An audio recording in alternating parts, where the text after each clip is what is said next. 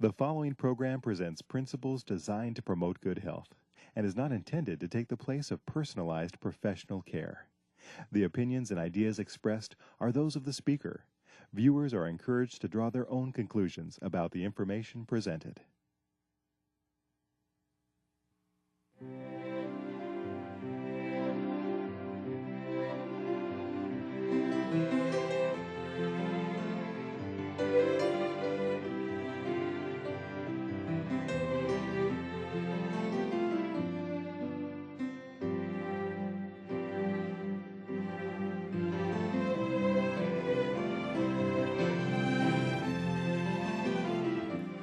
Hello and welcome to Health for a Lifetime. I'm your host, Don McIntosh, and today I'm delighted to have Patti Barnes with us. Welcome, Patti. Thank you, Don. We're glad that you could make it. And you have quite a busy life, I hear. Yes, I do. As a certified professional midwife, you don't know what time of the day you're going to get called, do you? No, or what time of night. All right, so you've delivered now over, what, 700, you said? Over 750 babies and Okay. about 15 years. And it's a real ministry. All right, and that's the title of your new book, The Ministry of Midwifery, a manual, and an excellent book. I've really enjoyed what I've been able to read of it. Today we're going to talk about something I think is very important, how to have a healthy pregnancy. Now I'm sure that this is something that you really have a burden for, isn't it? Yes, Don, I definitely have a burden for our pregnant moms to have a healthy delivery, and not just for their baby, but so that they could feel, not just feel good during pregnancy, but afterwards. It's a lifestyle change for them. Now, I know you work along with a team of physicians in a hospital in your area and different things, and you were mentioning to me before we started here that there are a lot of people that don't have healthy pregnancies, and they don't have prenatal care, they don't have those kind of things, and this is kind of your ministry to get out there, right? Yes. I want to educate the public on the importance of having prenatal care and the importance of the lifestyle change and diet change, but also to help break prejudice down in the working relationship between patients and doctors. There's a lot of pregnant mothers that just choose not to go in. They don't want to see the doctors for one reason, whether it be finances or just afraid or intimidated. And so I try to work on their level, educating them and to help them have a healthy pregnancy and also bring them in to have a visit. A couple visits, or however often the doctors say they need to see them, and to ensure the health of the mother and the baby. Now, talking about healthy pregnancy, you have some 8 principles you're going to share with us, I believe. Yes. And they're covered in your book, but I think we also have them here for us as well. Let's go through those, and maybe you can work us through that.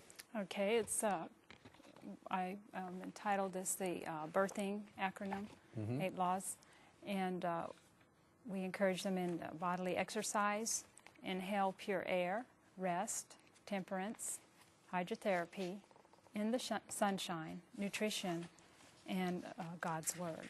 Okay, well, let's talk about those one at a time. What about bodily exercise? What do you mean by that? What kind of exercise and why?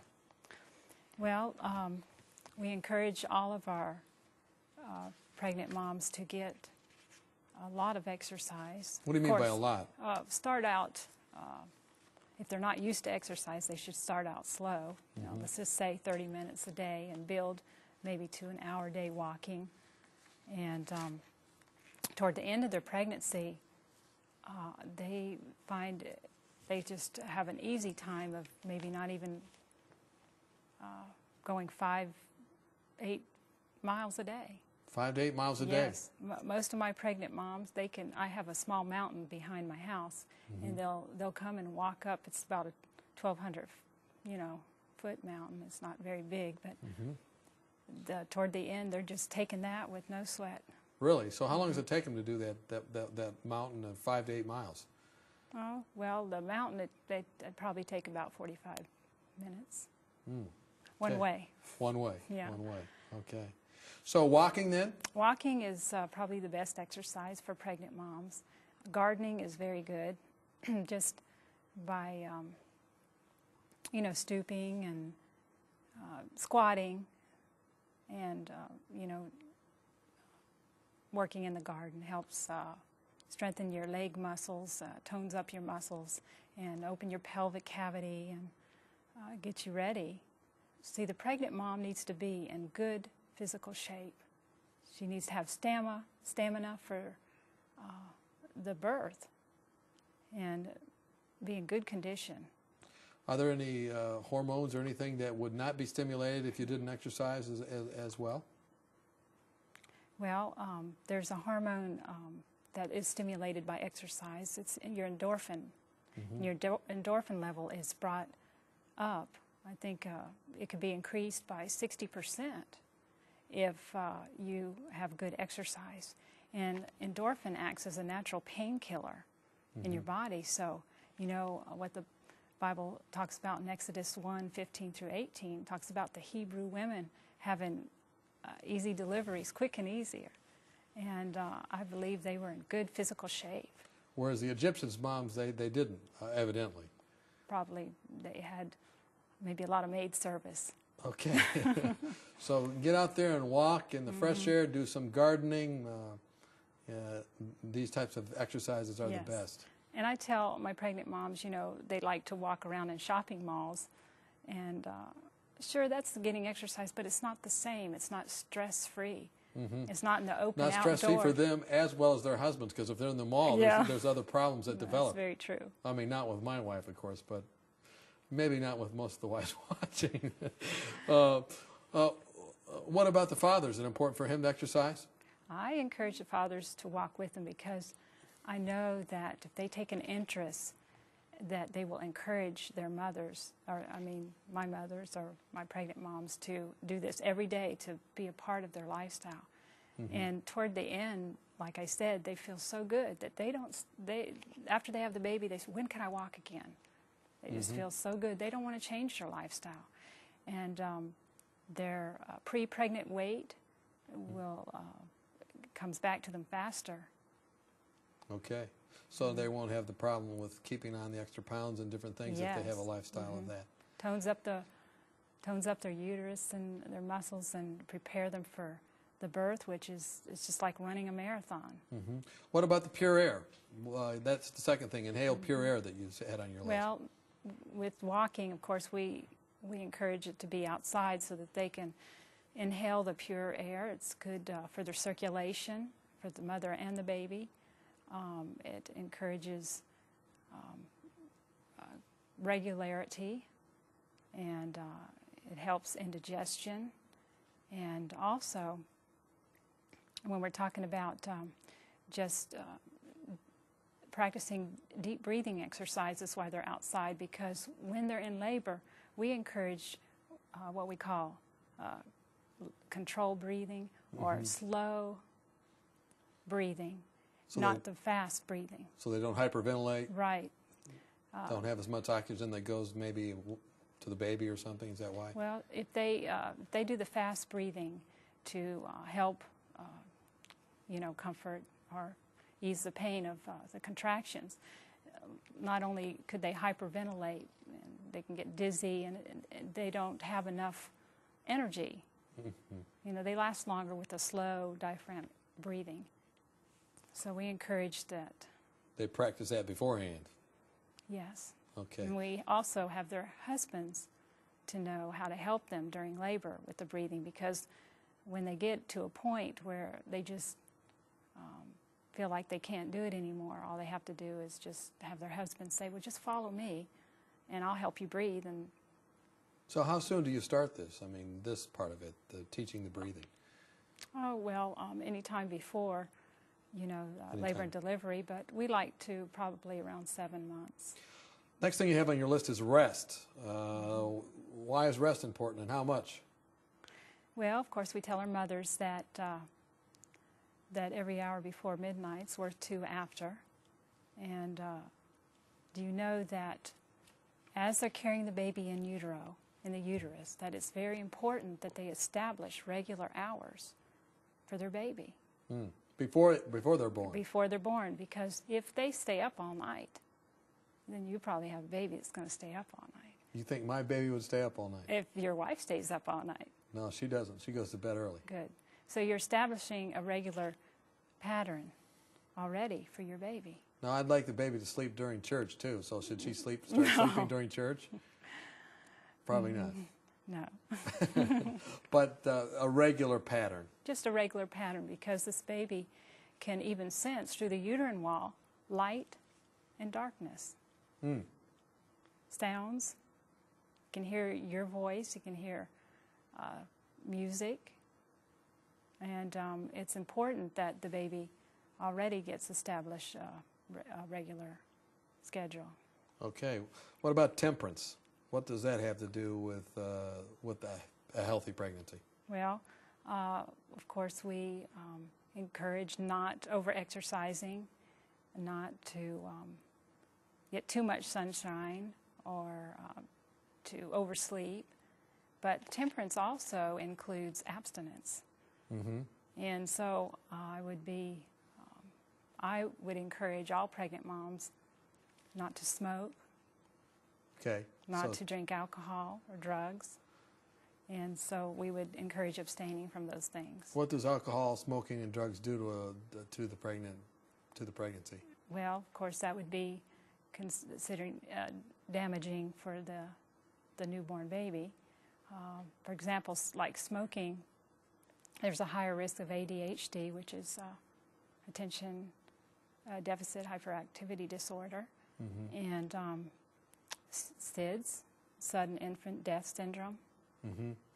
There's a larger percent of smokers, and they're also smaller gestational weight So for their size. They don't have enough of the amniotic fluid or enough whatever that they need to carry the baby, or So it can cause some damage there with smoking, and they're smaller, and their lungs would be more underdeveloped.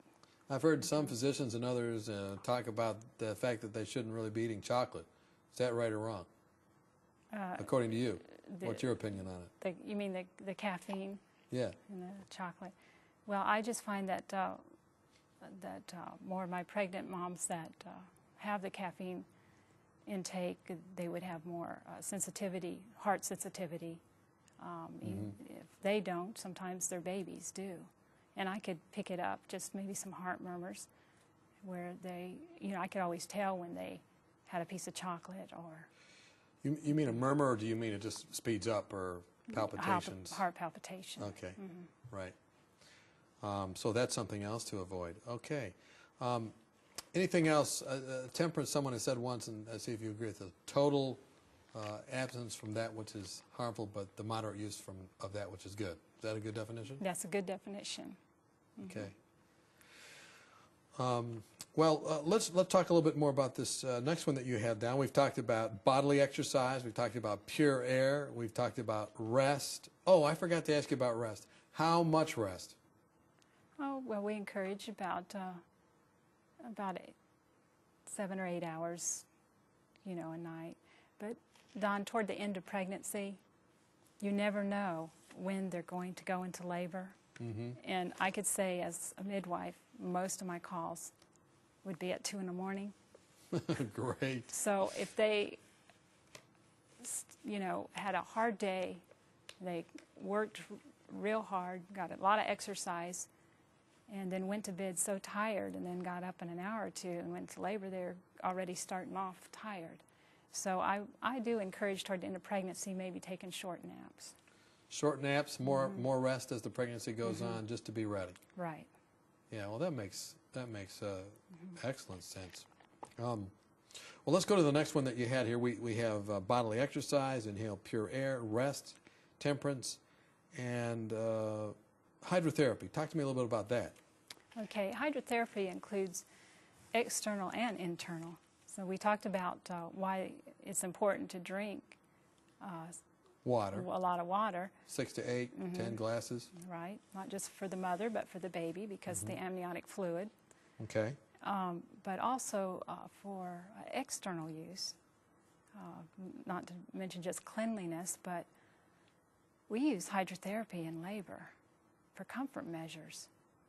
We do hot towels on the back and the abdomen, or wherever the pain is, the contractions, or they could labor. I'm not saying having the baby, but they're laboring, and they could labor in the bathtub. And just the warm water eases the contractions, because every time we do hydrotherapy on them while they're in labor, they always say, "Oh, this feels so good," and it cuts the pain. They say about, this is what they tell me, about 50%. Well, that's interesting. We've been talking to Patti Barnes, and we've been looking at how to have a healthy pregnancy. Patti's just written a new book, and she's sharing some of the wealth of experience from the last 15 years. When we come back, we're going to be talking to her about a little bit more about water. I find that there's some interesting facts about the water that's inside. We've talked about the water that's outside. We'll go through the rest of these 8 laws of health. You might want to get a pen to jot down some of these facts and this information, or call a friend. We hope that you join us when we come back.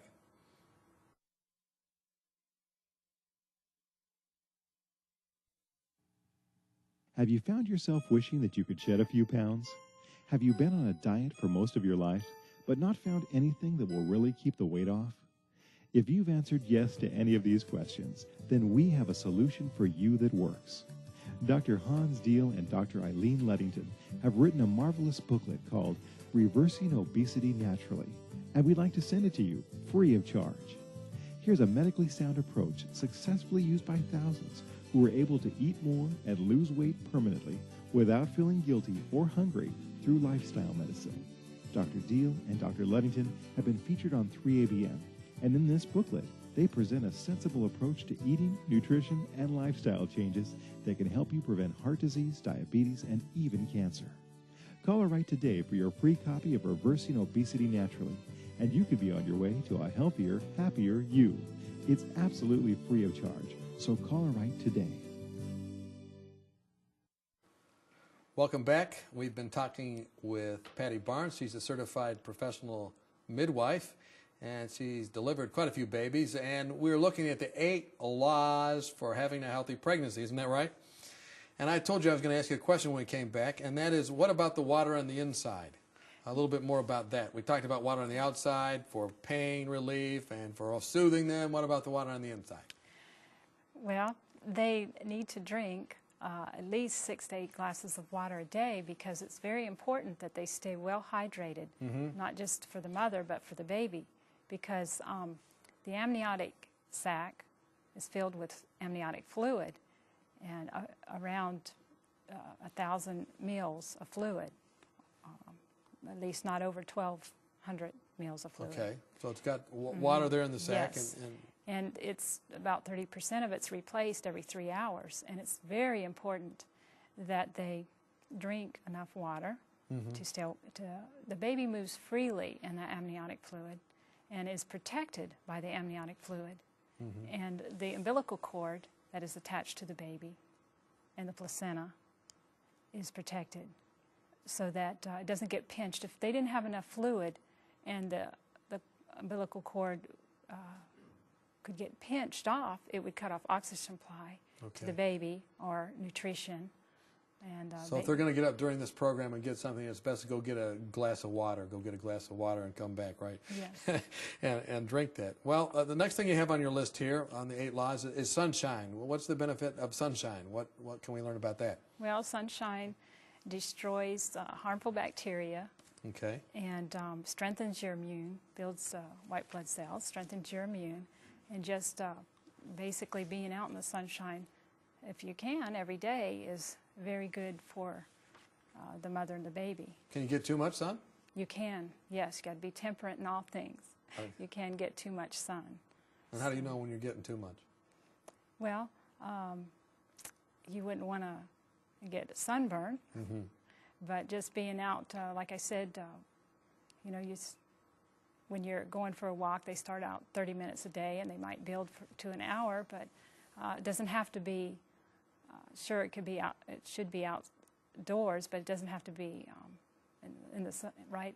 It could be under the trees or in shade. But I noticed something in your pamphlet, which I think is also from your book by Dr. Bradley, about sunlight that really interested me as well. There's something about the birthing process itself in sunlight. yes, they say that there is increased evidence that sunlight reduces increases the flexibility, increases the flexibility of tissues so that you would have less tearing during deliveries. So being out there for whatever reason in the sun does a lot of real positive things. Right. Sun lamp, just as good? No, I feel like the natural's the best. All right. Well, let's talk about the next one on your list, and I know you want to talk about this a bit, and that's nutrition.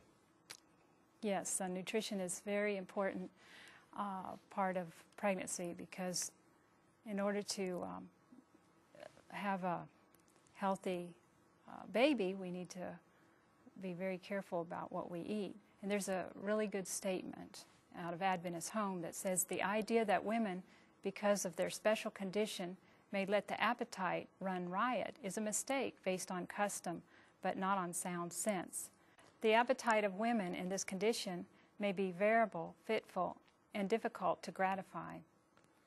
And custom allows her to have anything she may fancy, without consulting reason as to whether such food can supply nutrition for her body and for the growth of her child. The food should be nutritious, but should not be of an exciting quality.